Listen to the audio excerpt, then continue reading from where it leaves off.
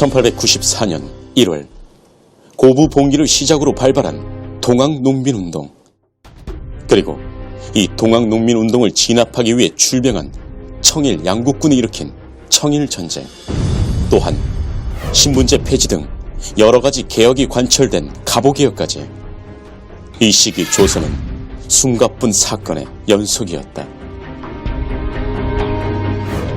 그런데 이때 청일전쟁에서 일본이 승리하게 된다. 결국 동아시아의 패권이 청에서 일본으로 넘어가게 된 것이다. 이렇게 기세 등등한 일본에 제약을 가하는 나라가 있었으니 그 나라는 바로 러시아였다. 러시아는 남만주와 한반도 등으로 세력 확장을 꾀하고 있었는데, 이때 가장 큰 걸림돌이 바로 일본이었다.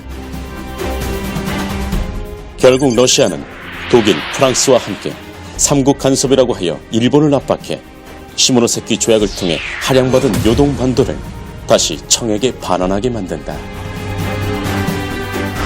당시 동학농민운동과 청일전쟁의 영향으로 일본의 간섭을 받던 조선.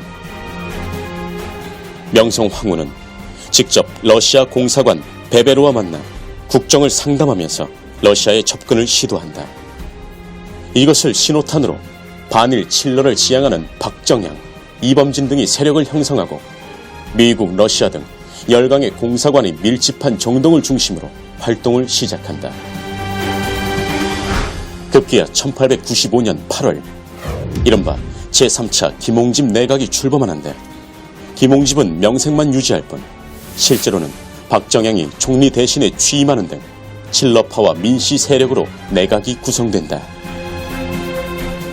한편 일본은 황후와 칠러 세력에 의해 조선에서의 입지가 좁아지고 있다는 것을 깨닫는다. 그래서 일본 공사를 육군 장군 출신인 미우라로 바꾸고 후한무치한 음모를 세우기에 이르렀다. 작전명 여우사냥. 일본은 조선의 국모인 명성 황후를 시해하는 극단적인 작전을 시행한다. 이런 사실을 모르고 있던 조선 정부는 일본군 지도에 구성된 군대인 훈련대를 해산시키겠다고 일본 측에 통보하는데, 이에 미우라는 친일적 성향의 훈련대 대원과 일본 낭인들을 동원하여 계획했던 작전을 실행한다.